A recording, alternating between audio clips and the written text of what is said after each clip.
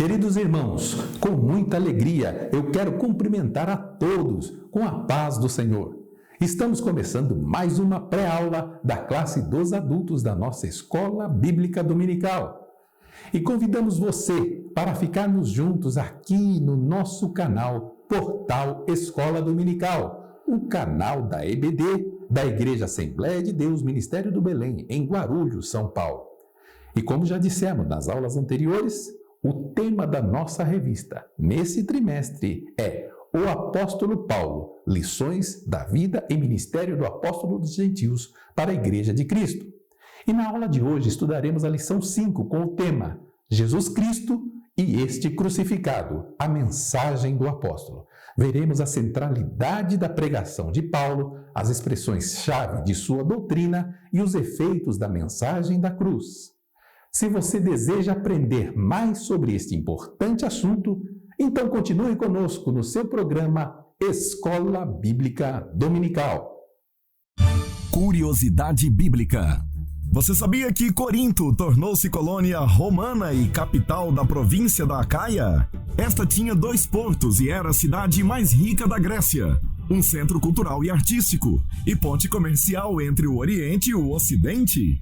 Foi nesta cidade que Paulo anunciou o Cristo crucificado. Vejamos o que nos diz o texto áureo. Texto áureo. Mas nós pregamos a Cristo crucificado, que é escândalo para os judeus e loucura para os gregos. Primeira carta aos Coríntios, capítulo 1, versículo 23.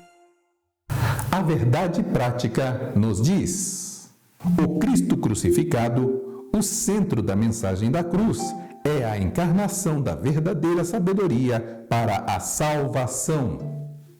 Leiamos agora a leitura bíblica em classe para a lição de hoje. Acompanhe conosco a palavra do Senhor. Leitura bíblica em classe.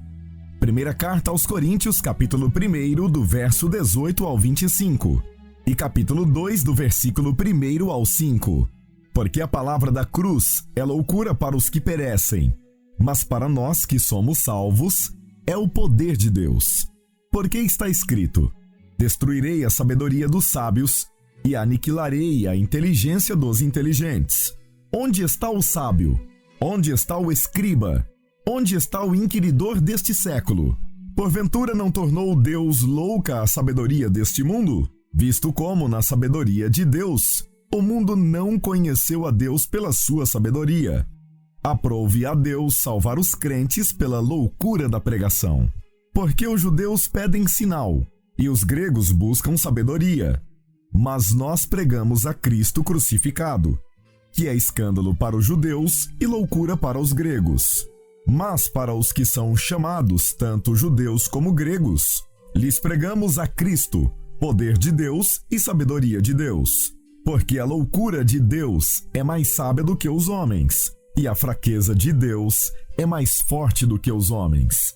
E eu, irmãos, quando fui ter convosco anunciando-vos o testemunho de Deus, não fui com sublimidade de palavras ou de sabedoria, porque nada me propus saber entre vós, senão a Jesus Cristo e este crucificado. E eu estive convosco em fraquezas e em temor e em grande tremor. A minha palavra e a minha pregação não consistiram em palavras persuasivas de sabedoria humana, mas em demonstração do Espírito e de poder, para que a vossa fé não se apoiasse em sabedoria dos homens, mas no poder de Deus.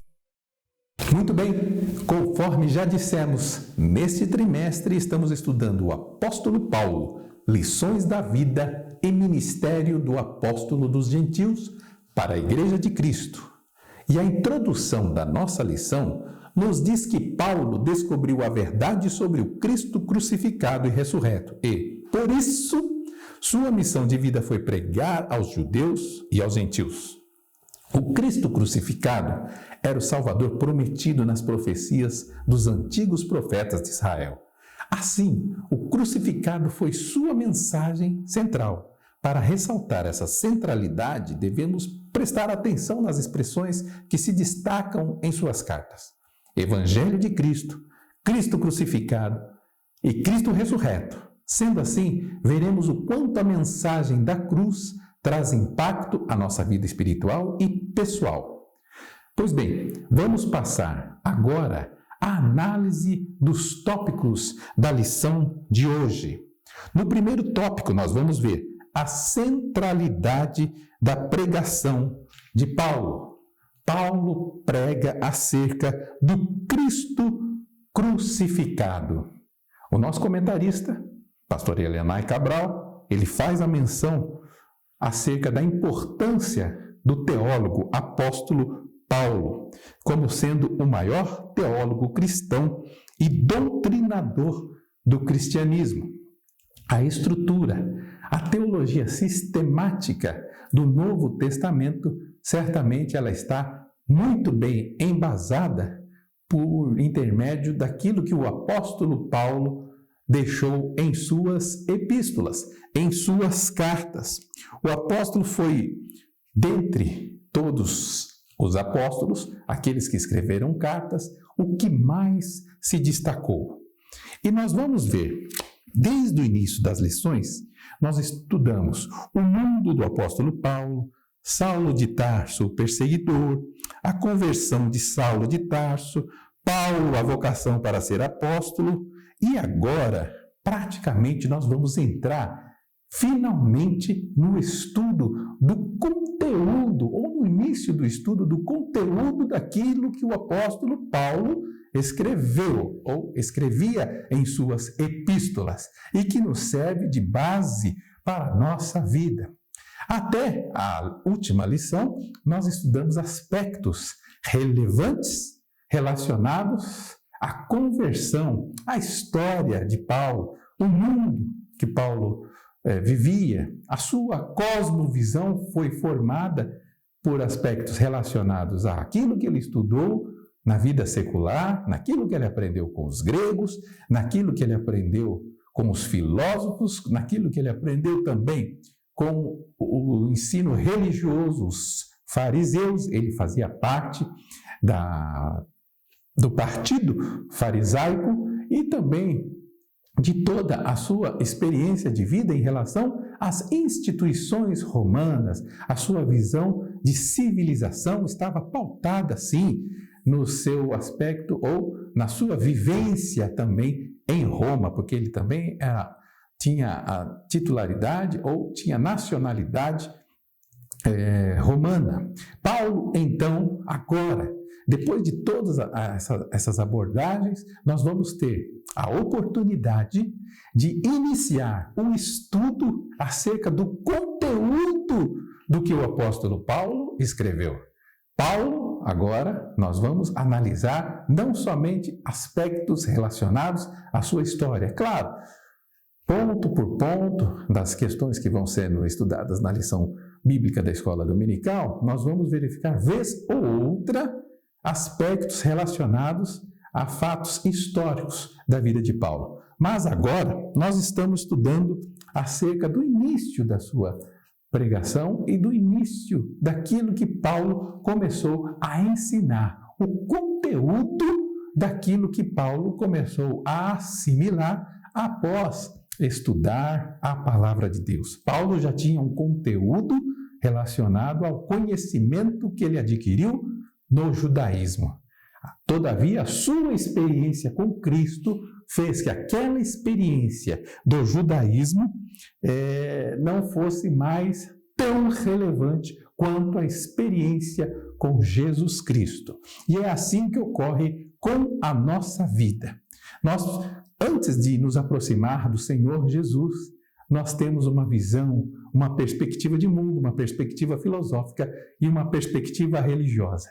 Todavia, quando nós nos aproximamos do Senhor, a nossa perspectiva geral, a nossa cosmovisão, ela muda. Por quê? Porque Cristo, ele muda a nossa visão. Antes de nós adentrarmos dentro da questão central daquilo que foi proposto na lição em relação à crucificação, nós vamos ver que a crucificação, ela nos deu o entendimento do sacrifício de Cristo por nossos pecados. Todavia, o fato relevante, tal como pontuado em 1 Coríntios capítulo 15, está na ressurreição, que nós vamos também estudar aqui, no Cristo ressurreto. E vale a pena pontuar o que um pastor muito conhecido escreveu há tempos atrás acerca da doutrina da ressurreição e que eu gostaria de deixar para sua reflexão. Diz o pastor: a doutrina da ressurreição é o fundamento da prática, mas tal como a flor é mais encantadora do que a raiz, assim também a prática da comunhão com o Salvador ressuscitado é muito mais encantadora do que a própria doutrina. Ou seja, tal como a flor é mais encantadora do que a raiz, assim também deve ser a nossa prática de comunhão com Jesus Cristo. Assim também, por quê? Nós temos que manter essa comunhão e essa comunhão ela vai ser muito mais encantadora, ela vai ter muito mais fruto nessa parte de conhecimento da doutrina prática. A prática vai valer mais até que o conhecimento teórico. Diz aqui Charles Spurgeon, que é a frase que nós lemos, a prática doutrinária ela é muito mais encantadora do que a própria doutrina. Vemos nós, então, que vamos estudar uma lição que é importante para o conhecimento teórico. É importante saber que Cristo ressuscitou dentre os mortos. É importante, antes, saber que Ele foi crucificado, que nós cremos no Cristo crucificado, que a sua crucificação serviu para pagar um preço, o preço da nossa salvação, o preço da nossa redenção. Então nós vamos começar vendo que a centralidade da pregação do Evangelho de Cristo, por intermédio da instrumentalidade de Paulo, tem esse fato importante, o Cristo crucificado, que faz parte do primeiro tópico aqui da nossa lição, e também a palavra da cruz é a loucura da pregação. Nós vamos ver essa questão de loucura sob um aspecto muito interessante, sob o aspecto da visão de Paulo. Quando nós paramos para ler a Bíblia, estudar a Bíblia, o Salmo 1 fala que nós temos que meditar na lei do Senhor de dia e de noite. É bem-aventurado quem faz isso. Então, quando nós paramos para meditar na palavra de Deus, meditar naquilo que nós lemos aqui na leitura bíblica, a palavra da cruz é loucura para os que perecem, mas para nós que somos salvos é o poder de Deus. Então, nós temos que ter em mente que aquilo que nós vamos assimilar, a nossa interpretação desse texto, ela não pode ser uma interpretação daquilo que nós pensamos que é o correto acerca daquilo que nós estamos, acerca daquilo que nós estamos lendo. Como assim, pastor? Como é que, então, é a interpretação correta daquilo que o apóstolo Paulo está falando? Porque ele está falando aqui utilizando termos que se relacionam com palavras. Loucura é um estado da pessoa, é um estado pessoal. Só que ele relaciona loucura com a palavra da cruz. Significa o seguinte: quando pregamos a palavra da cruz, essa palavra, ela ressoa como uma loucura. Como que nós vamos entender isso que o apóstolo está falando para a nossa vida? Como que entendemos? Vamos entender sobre o aspecto daquilo que o apóstolo quer nos apresentar em toda a esfera de entendimento. Ou seja, ele fala do Evangelho, fala do Cristo ressuscitado, ou do Cristo crucificado e do Cristo ressuscitado. Então, primeiro ponto, importantíssimo para entender a teologia de Paulo, nós temos que ler o texto ou a epístola com a lente de Paulo. Quando uma pessoa ela utiliza um tipo de visão para a leitura de um texto, essa pessoa ela vai ter uma compreensão de acordo com a lente que ela está utilizando. Por exemplo, A lente da incredulidade vai fazer com que uma pessoa leia a palavra de Deus e mesmo ela entendendo todo o contexto histórico, ela não vai acreditar naquilo que ela está lendo como sendo revelação da palavra de Deus. Por quê? Por causa da lente. A lente que ela está usando é a lente da incredulidade. Então nós, quando lemos a palavra da vida, a palavra de Deus, a palavra bíblica, as escrituras, nós temos sim que colocar uma lente espiritual, que é a lente da fé. Vou ler a palavra de Deus? Sim, com a lente da fé, quando eu leio, porque a palavra da cruz é loucura para os que perecem, mas para nós que somos salvos é o poder de Deus. Nós lemos acreditando que mesmo que aquilo que nós anunciamos como Cristo crucificado, mesmo que isso seja loucura para aqueles que estão nos ouvindo, para nós não é loucura. Para nós é a vivência de uma experiência no poder de Deus. É Deus que nos concede esse poder. É Deus que age nas nossas vidas com a profundidade do conhecimento que Ele revelou na instrumentalidade de Paulo e exatamente aquilo que Paulo quis dizer, inspirado pelo Espírito Santo, nós, com a lente da fé, nós conseguimos absorver, nós conseguimos tomar, como se dizem aí, como se diz algumas pessoas, tomar posse daquilo, ou seja, nos apossar das verdades bíblicas, ou da verdade bíblica, sistematizada pelo maior apóstolo que viveu no Novo Testamento, o apóstolo Paulo, maior em termos daquele que sistematizou melhor a doutrina. E, nesse caso aqui, tudo tem a ver com a doutrina da salvação. Seria o aspecto chamado de soteriologia, doutrina da salvação.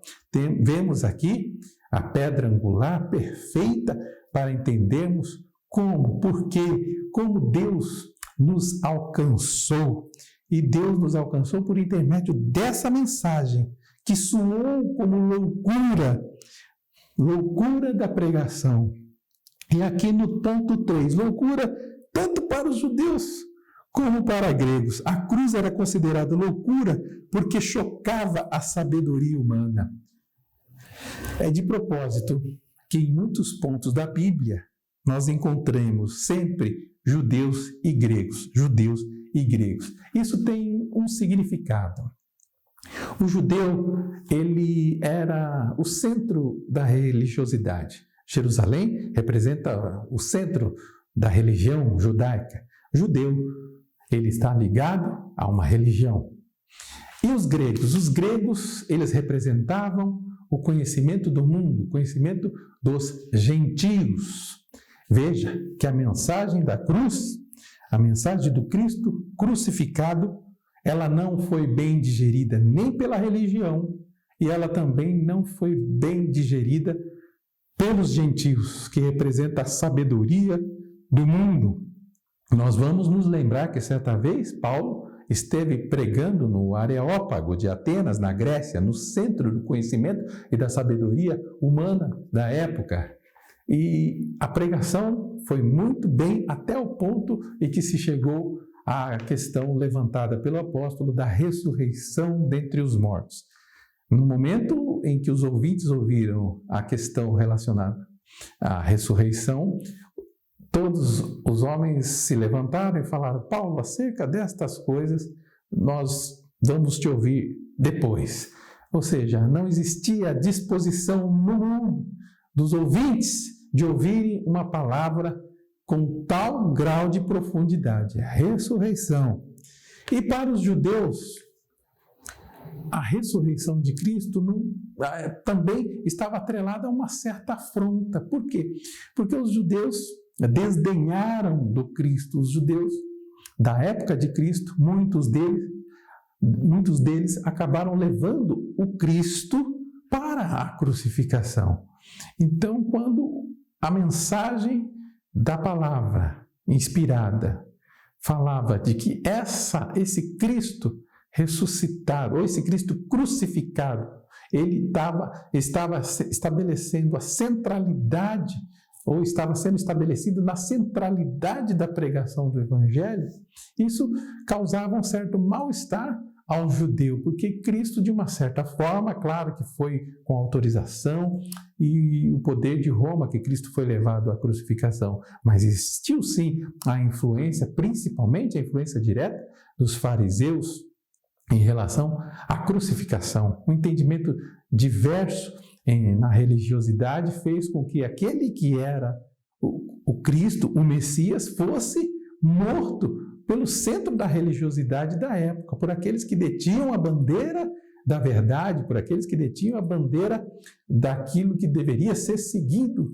pelos judeus. Vemos outra questão. Paulo, ele havia sido um homem que havia professado o judaísmo, ou seja, um ex-combatente agora combatendo aqueles que combatem o Evangelho.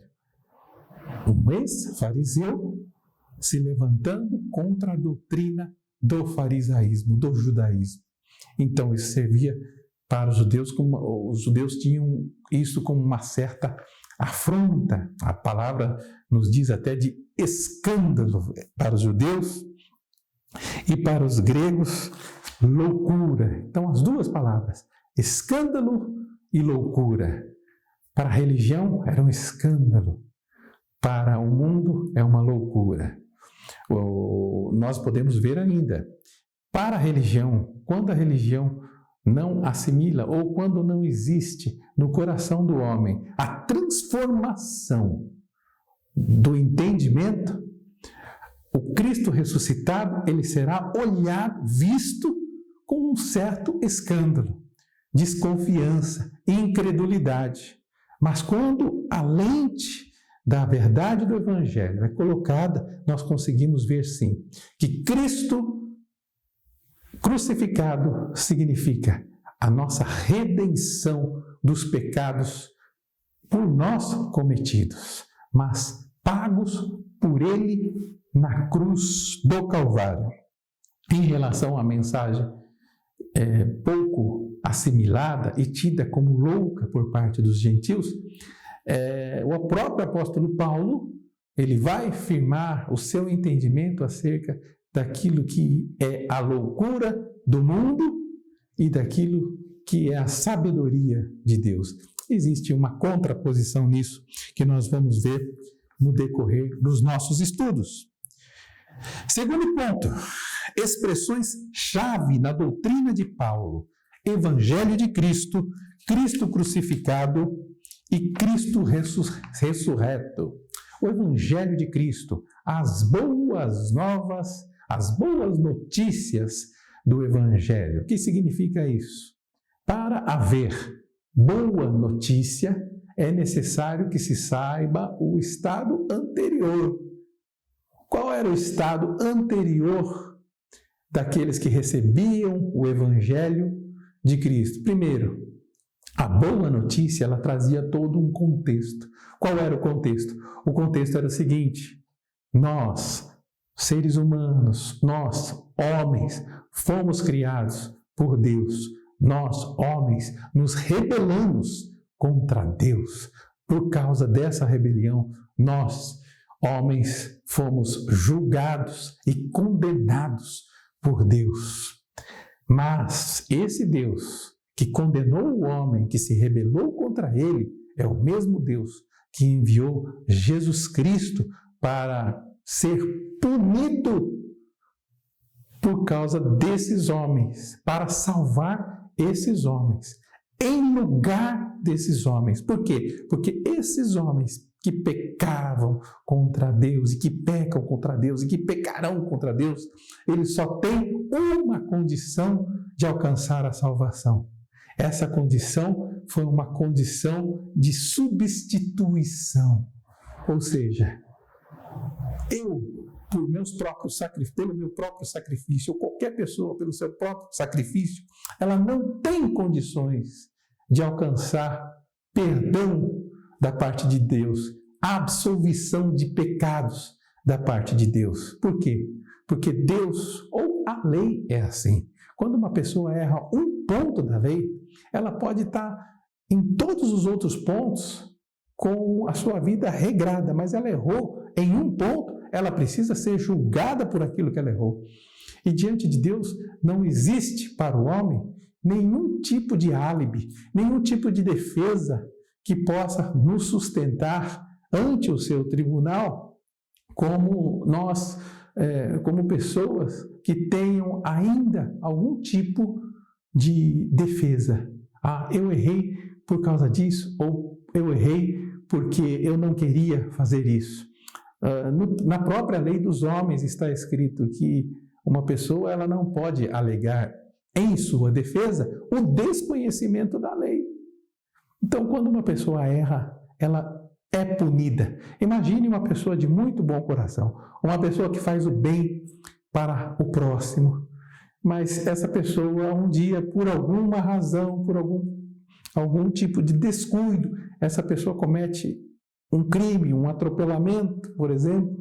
Essa pessoa, por mais que ela seja uma pessoa boa, por mais que tenha bons antecedentes, ela vai responder na lei, ela vai responder nas barras do tribunal por causa do erro que cometeu. E o sacrifício do Cristo crucificado é que aparece nesse momento.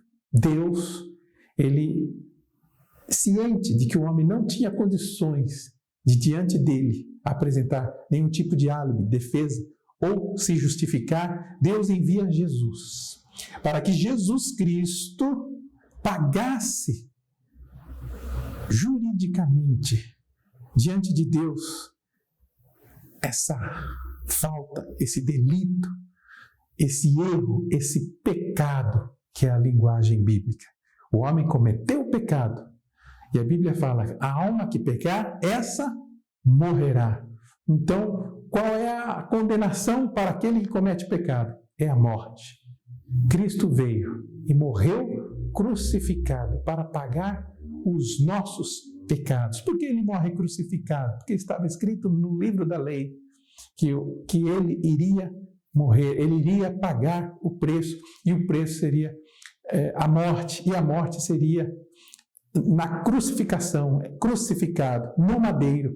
Em Gálatas capítulo 3 existe toda ali a linha de explicação daquele homem que cometia o delito de morte. Ele deveria ser morto no madeiro, e Cristo foi morto cumprindo a lei dos homens no madeiro.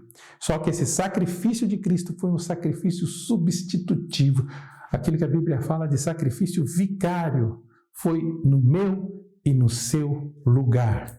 Para todos, sim, para todos que estiverem utilizando a lente do conhecimento, a lente da fé, a lente da esperança, a lente da verdade, que nos conduz a Cristo. Falamos então do Evangelho de Cristo, esse Evangelho, e falamos, mais uma vez, agora um pouco de forma mais aprofundada, sobre o Cristo crucificado. Mas tudo isso não teria valor se Cristo, depois de crucificado e morto, ele não tivesse ressuscitado. Então a chave da vitória do cristão está neste fato, presenciado por muitos, testemunhado por vários irmãos. A prova de que Cristo ressuscitou existe na Bíblia, existe na Palavra de Deus, e é uma prova irrefutável. Os apóstolos, eles foram cientificados e presenciaram Cristo ressuscitado.